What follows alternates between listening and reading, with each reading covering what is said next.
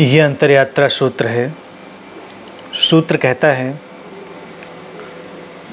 अंतरयात्रा में बोध घटता है कि अपने जीवन के निर्माता तुम स्वयं हो और तुम्हारा जीवन तुम्हारी ही प्रतिध्वनि है। अब इस बात को किसी भी साधक को हमेशा समझ लेना चाहिए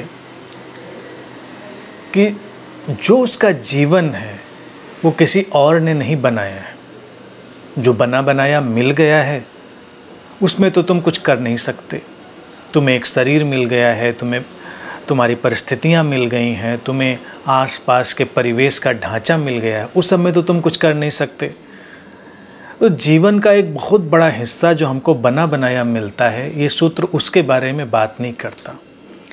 ये सूत्र कहता है कि उसके आधार पर फिर तुम आगे जो करोगे, तुम अपने सोचने समझने और प्रतिक्रिया करने के जो ढंग चुनोगे, उनसे तुम अपना जीवन बनाओगे, उनसे तुम अपने जीवन का निर्माण करोगे। और अगर तुम अपनी इन प्रतिक्रिया करने के ढांचों को बदलो अपनी समझ के विकास के साथ में, और तुम अपने जीवन की जो भी व्यवस्था और परिस्थिति जो तुमको मिल चुकी है और उसके आधार को स्वीकार करते हुए अपने विचारों के जगत पर जागरूक हो, उनमें रूपांतरण घटने दो, तो जीवन का निर्माण एक नए ढंग से होता है। और इसीलिए अगली बात सूत्र कहता है कि तुम्हारा जीवन तुम्हारी ही प्रतिध्वनि है। यानी कि जिसको तुम अपना जीवन समझते हो, जो लौट कर तुम तक आ रहा है, वो किसी और ने तुम तक नहीं पहुंचाया है, वो तुमने ही उसको प्रतिध्वनित किया है।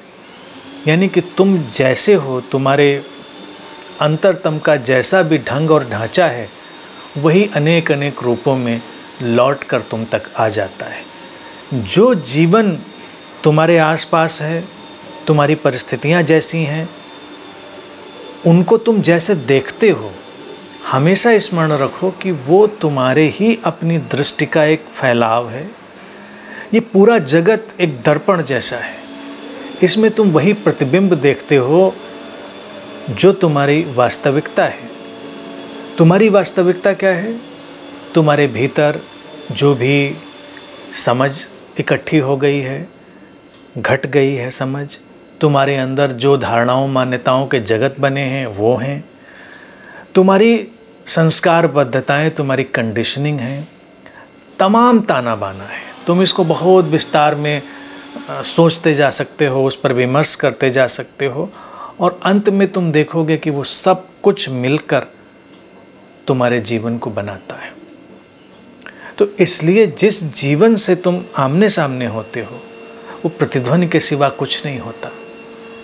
तुम अपनी ध्वनि बदलो, प्रतिध्वनि बदल जाएगी। जीवन का रूपांतरण अगर चाहिए तो पहले अपना रूपांतरण, अपनी आंतरिक अवस्था का रूपांतरण, उस पर काम करना है। और उस पर काम करने के लिए ही ये सूत्र कह रहा है कि अपने जीवन के निर्माता तुम स्वयं हो, चुनाव तुम्हारा है।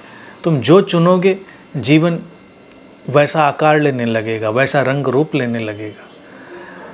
ये सूत्र उन सब परिस्थितियों, व्यवस्थाओं की बात नहीं करता है जिन पर तुम कहोगे कि इनमें तो हमारा कोई चुनाव ही नहीं था।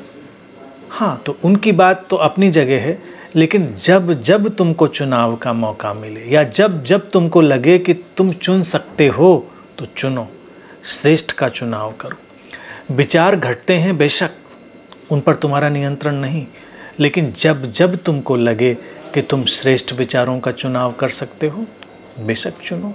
और तुम्हारी ये टेंडेंसी, तुम्हारी वृत्ति श्रेष्ठ को तुम तक आकर्षित करने लगेगी। और जब श्रेष्ठ के बीज तुम्हारे अंतर्मन की ज़मीन में गिरेंगे, तो तुम्हारे पूरे जीवन में वो फसल फैलेगी।